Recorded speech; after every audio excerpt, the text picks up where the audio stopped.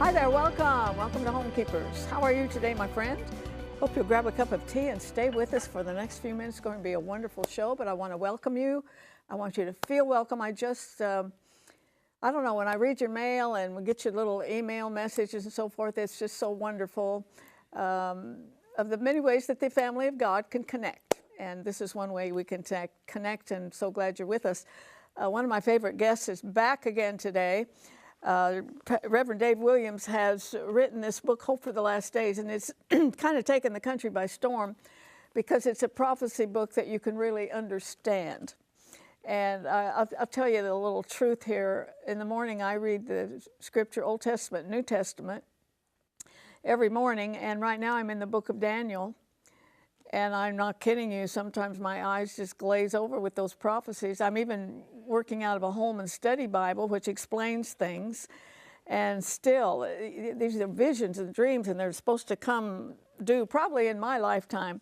But Dave has been able to really break this stuff down so that people like myself can understand it. So I'm glad he's back with us.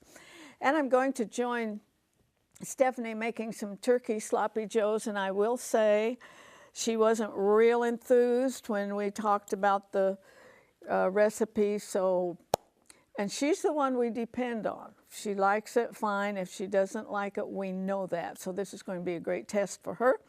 But before I join her, I've just signed a pile of letters this morning to some of these wonderful people who contribute to us. And I just wanted to share this little note with you. Dear Arthelene, glory be to God that you, Stephanie, and Wanda, and your staff continue such wonderful programming as Homekeepers. Isn't that sweet? I pray for you all every day that in these end times you can continue your wonderful ministry with the Homekeepers series. My heart was saddened with the loss of a great man, Brother Billy Graham, but I know his health is restored and he is basking in glory with our Lord Jesus, with this love. And her name is Kathy. And when she mentioned Billy Graham, I thought one more time, I told you one more time once, but we'll offer you this book about him. It's the Interviews by Sir David Frost, an excellent book. You can see how beautiful it is. And so I'm going to offer it one more time, and that's for a gift of $25 to the program. I'm telling you, I've been reading. I've got a pretty big book about Billy Graham and a lot of pictures, and my, what a ministry. What a blessing to the entire world. And I think you'd probably like to have this as a keepsake. So if you write to us at Homekeepers Box 6922, Clearwater, Florida, 33758, or if you use your credit card, that number is 1-800-229-0059. And I pray that his memory will really be sustained for a long, long time. Thank God for him. And I've joined Stephanie over here. You're going to put on your I need to work on my acting skills. Before we start talking, let me put a few things in here so I can start sauteing. Yeah. A half of a red onion. Yeah. That looks like a lot. And a half of a red pepper. She doesn't like peppers. She refuses green. She's got a little better attitude about the red and yellow ones. So I'm just going to saute these for a little bit. We have a pound of ground turkey. We have 2 tablespoons of brown sugar. Worcestershire. Yep, a tablespoon of Worcestershire and an 8-ounce can of tomato sauce. I don't know where you find these. See, we don't have a test kitchen, okay? What you see is what you get. Arthelene gets to pick the recipe, so she just hands me and says, this is what we're making. So that's why sometimes I might not be so thrilled. Yeah. The thing that bothers me about turkey is the color. Well, it always looks like it's not done yet. Yeah. But it's got less fat, I believe. Than oh, yes. It's better, much better for you, but I don't know. So we're just going to saute this for a moment. I should have Googled it, and I will. Okay. Who named Sloppy Joes? Who came up with it? Because they are wonderful. Should have Googled that for They sure. are wonderful. I need to start doing more research. But but you can really, you got free reign with them. You fix them, don't you? I do. I do. I use ketchup, mustard, and Worcestershire. And onion. And what kind of meat? Hamburger. Yeah. Or ground venison that we have from. Yeah, her husband's a hunter, and I wonder how much of the family meat for a year he gets a lot. I mean, lot. Yeah, for sure. Okay, so I'm going to put we already cooked the turkey. So I'm going to put that in here. I'm going to put the brown sugar. And we got these smaller rolls because of portion control. Portion control, yep. Yes. Yep. Absolutely. Worcestershire. I may need a little bit of water if you don't mind. Okay. Thank you. And I would think... this is just weird. This is just a weird recipe. I would think... thank you. To let it simmer. You're going to need to let it simmer. Let it simmer, yeah. Let the vegetables saute a lot longer. We're speed cooking. And then you let this simmer and put salt. I would put salt and pepper in it. I would put garlic salt in it. Okay, I wouldn't make this, but if I did, if I did, I would season it up. Yeah, yeah. So let me just heat this up real quick so you can taste it. Yeah, you already made up your mind? Red peppers, I'm out. Yeah. Sorry. Well, to be honest, I'd never seen sloppy joes with peppers in it myself. But there's so many different. I mean, a lot of people love red peppers, so this will be good for you. One thing we do here is try to make your life a little simpler, and so many of the recipes that we do, you've got the stuff in your kitchen. If company came, right, you could probably put together some sloppy joes, and I don't think there's any hard and fast rules. No rules. No rules. Well, okay, so give me this. Just don't put it on the bread because I'm not going to eat the bread right now. I've got to go talk to the preacher. Okay. Okay. Yes, you try it. Well, be honest. I like it. You say that about everything. I dare you to try it. No, I'm not being dared into it. No. It's really good that just those little tablespoons of brown sugar give it a kick with the Worcestershire. You're missing a golden opportunity. But if my friends out there, you don't need to miss the opportunity. You can have this recipe absolutely free. Information's coming up on your screen. If you email it, you'll get it a little quicker. But any way that you want to contact us, we'll be glad to get it to you. And it's just called Turkey Sloppy Joes.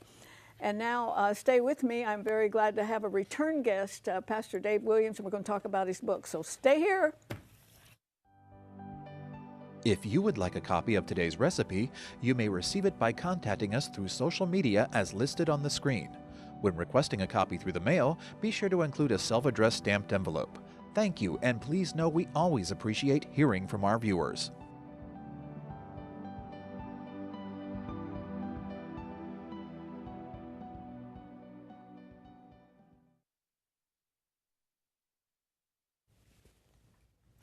All right, I'm so very, very happy to welcome back to Homekeepers Dave Williams. We've been friends for a long time, pastored a great church in Lansing, Michigan, and left at the peak of it because he said the Lord told him to do that, and he's got another ministry now.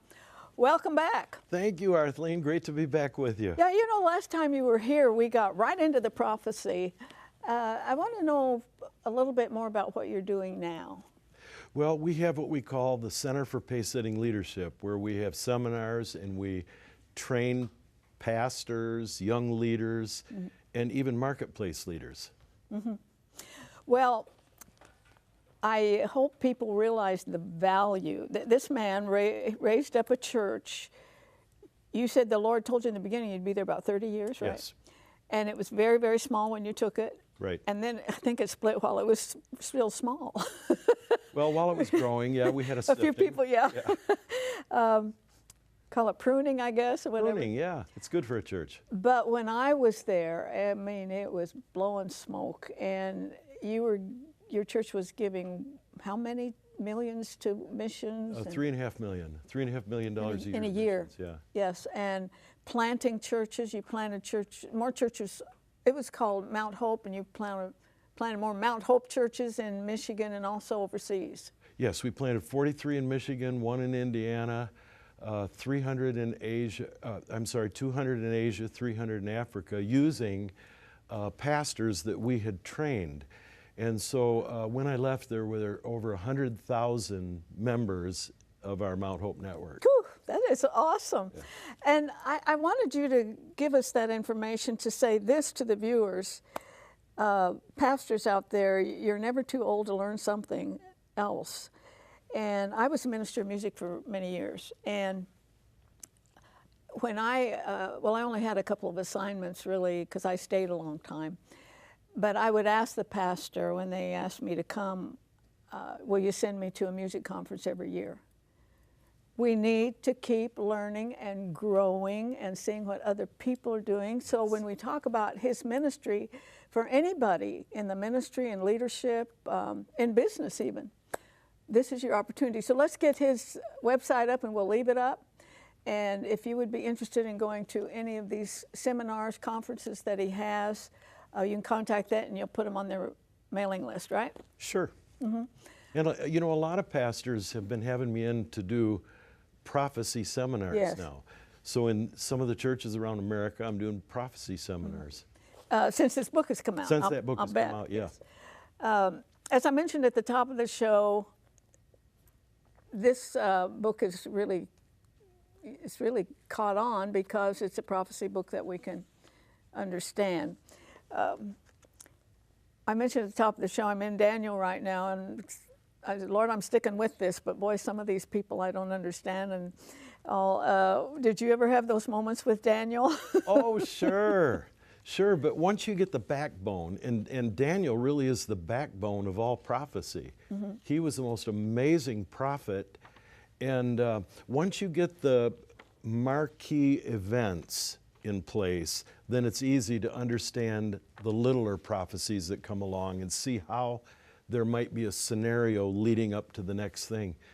But yeah, Daniel is an interesting study. Isn't it amazing, the Old Testament, how right on it is? Because in Ezekiel, there are cities there that still exist, or areas, we call it Russia now, but it was called something then, and how precise the Old Testament was with Scripture. You're talking about like Ezekiel 38 and 39. Yeah. Even Jewish theologians believe there's going to be what they call a Magog invasion, as well as Christian theologians, because that is unprecedented. There has never been an alliance between Russia, Turkey, and Iran until just the last 2 years. Prophecy is lining up. And the Scripture states, I believe, that Israel's going to be encompassed with armies. It is. Encompassed with. We're living. Psalm 83 talks about 10 locations right around the country that are precisely the location of the terrorist groups today around Israel. Now they're going to be eliminated somehow, probably the IDF, Israeli Defense Forces. Now that's going to create a lot of criticism against Israel, which could precipitate the big one, Ezekiel 38 and 39, the Magog invasion that goes terribly wrong for the invaders. Yes, indeed. Odd. Is there oil in Israel? I remember people coming through here believing that there's a lot of oil in the Arab lands. What about Israel? I believe there is. I believe there is, and I think they know there is. They haven't found it yet? I'm sorry? They haven't found it yet? Or? Oh, I think they have. Oh, they're not telling us. I think that's probably accurate. This is really funny, but I saw a cartoon once, Abraham looking up to the Lord, and he said, you gave them oil, you gave us circumcision. It was like not a very good deal. But I keep hearing these people that believe there's a lot of oil in Israel, so that's kind of interesting. There's a lot of everything in Israel. Yeah. Since it became Jewish reoccupied. Now, our President Trump, said that Jerusalem is going to be the capital now of Israel. Yes, he called it that, and he said our embassy is moving to Israel. Yes. He wants it open by May 14th, 2018, which is Israel's 70th birthday. Do you see any real significance in that? I do. I do too. I can't point to a scripture, but anything that moves around the Middle East, we know that God knows what's going on. Well, Arthelene, the Bible clearly tells us that the world focus in the last days would be on Israel, that in Zechariah chapter 12, that Jerusalem would be a stumbling block for the nations, that, all right, it's all about Israel. In fact, the final 7 years of human government will be all about Israel. All about Israel. Not the United States of America. Not the United States, unfortunately. We don't find the United States, and hopefully it's not a nuclear attack on the U.S., electromagnetic pulse on the U.S., a collapse of the U.S., but hopefully it's a revival in the U.S., and the trumpet sounds, and most of the United States is gone. But we are not a major player in the last days that we can point to Scripture. Well, that's right, and there are prophecy teachers that try to make America the new Babylon. Some say that we're the eagle of Revelation, but there's been 26 nations that have eagle as their logo or their symbol, so that's really, that can't be. And others say that we're the young lions of Tarshish. Now, some of the prophecy people that have traced out where people settled believe that Tarshish could be Great Britain, yes. And we're from Great Britain, so we could be a one of the village of babies, Great Britain or a young lion. Well, hopefully, when you read everything that goes wrong in the United States, still, we have fed the world, we have evangelized the world, we have been the most compassionate nation, and that in itself plays into, especially in evangelism. Oh, sure. Jesus said, "Blessed are the merciful, for they shall be shown mercy." Yes. And the United States has been merciful to a lot of others. Indeed. I went to see the Apostle Paul movie last week, and I don't know how many people have seen it, but the only thing I could think of was Christianity survived in a big way now. But when you look and you see Paul was in jail and he was writing to Timothy, and we don't know if Timothy got there, you know, and Luke was with him, and the Christians are hiding all the time. They're hiding, and you think, out of that came this worldwide, because I understand that there are thousands of people accepting the Lord in Iran. Oh, absolutely. It's one of the top growing countries of Christianity. And not only that, Lauren Cunningham with Youth with a Mission says Christianity is growing exponentially now.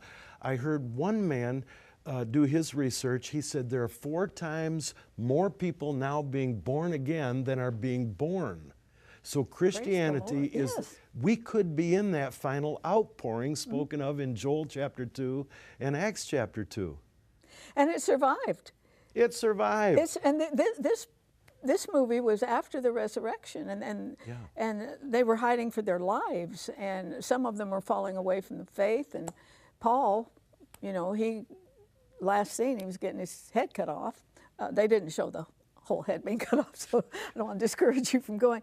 But sitting through that movie, the only thing I could think of was it survived in such abundance, such numbers, and still. The first time church is ever mentioned, Jesus, "I will build my church, and the gates of hell shall not prevail against it."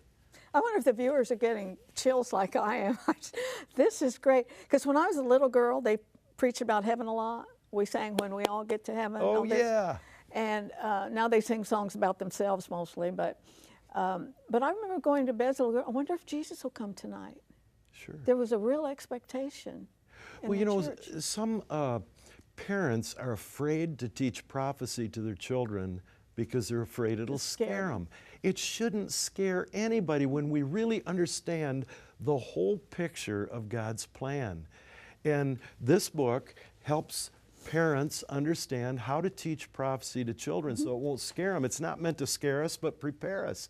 It's not meant to frighten us. It's meant to enlighten us to God's love and care and concern for His people. Because He's going to take care of us one way or another. No doubt. If you just joined me, I'm talking to Reverend Dave Williams about this book. We've got the information on the screen where you can get it. It's really moving along in a wonderful way for a Christian book. And as I mentioned at the top of the show, it's a prophecy book that you can really understand. Now, before I came down here, I did a little research on the signs of the times. I'm going to call it Signs of the Times checklist. Okay. And I looked at your book, and you got them all in here. So we're together. Okay. Check off wars and rumors of wars. Well, check that, especially relative to the Middle East. I mean. Yeah, look at the news tonight, by the way. But it is very true that just in the last few days, hours, you know, President Trump's talking about pulling out of Syria. And that could leave a vacuum. We don't know. I'm not an expert, but it sure fits this number one, wars and rumors of wars. It does. And Erdogan of Turkey, which is ancient Tagarma, has called on 56 Muslim-dominant nations to besiege Israel. I mean, he's calling for the destruction of Israel just the way Iran is. And whoever would have thought that Iran, ancient Persia, Turkey, ancient Tagarma, and Russia, would come together in a coalition to destroy Israel. And now we're seeing this partnership just as was prophesied by the Old Testament prophets.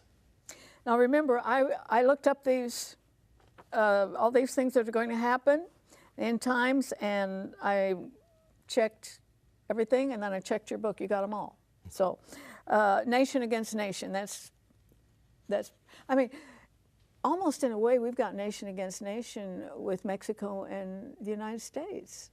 China and the United States. We have a skirmish there, yeah. China is imposing a tariff on another 160 items that we import in because Trump put a tariff on the Chinese iron. So, okay, great earthquakes. oh my goodness.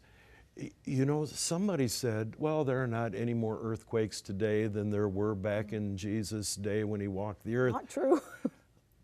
But they say now we just record them better.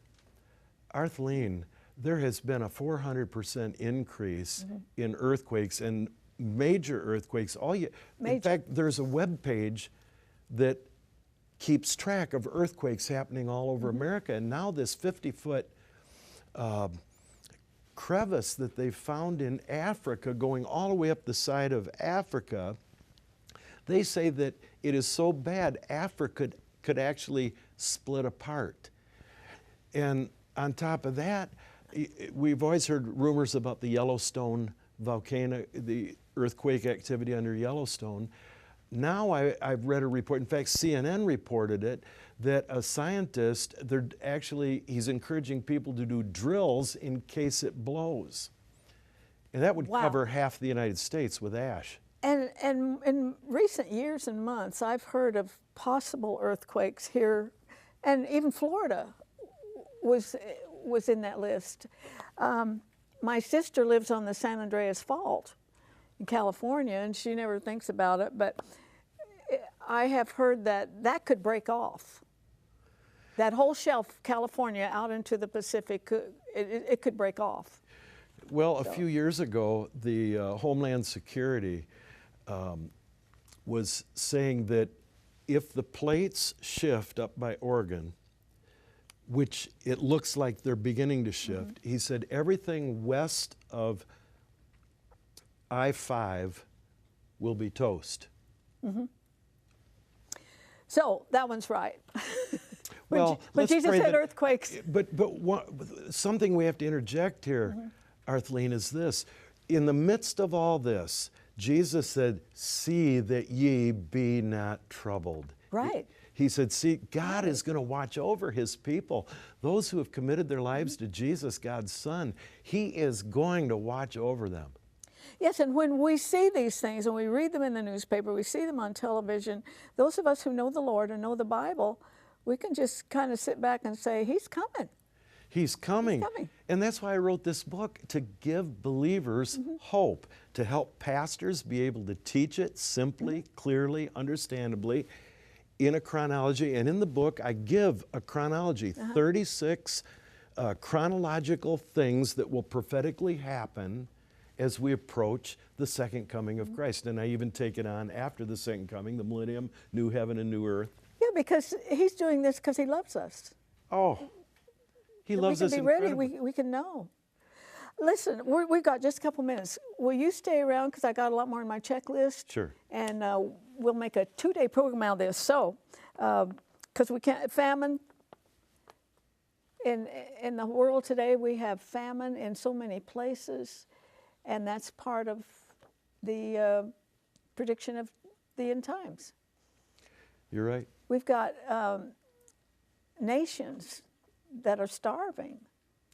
You know when it'll reach its pinnacle, though?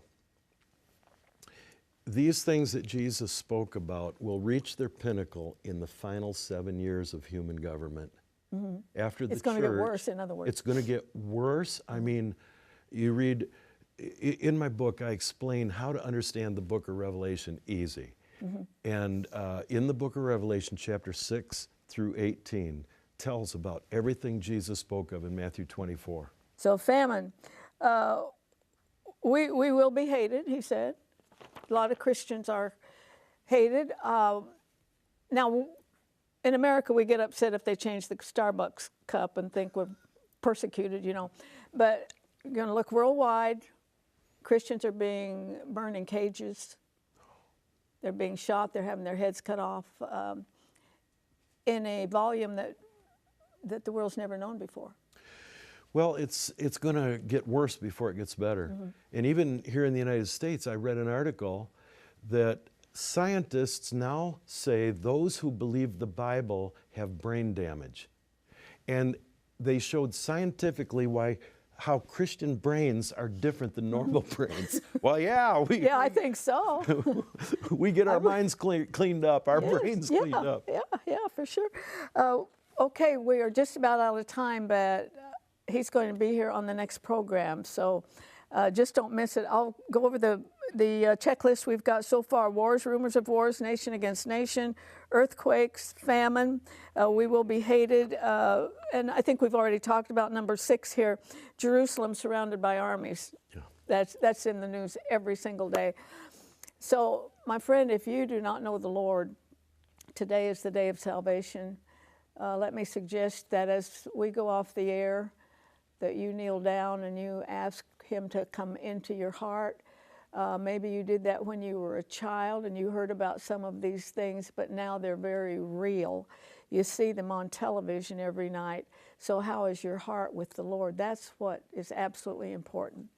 So please do that if you need to. And join me next time with Pastor Williams, and remembering there's no higher calling than that of a homekeeper. God bless you. If you should miss a Homekeepers program, you can catch up by going to www.ctnonline.com. Click on CTN Programs and then on Homekeepers.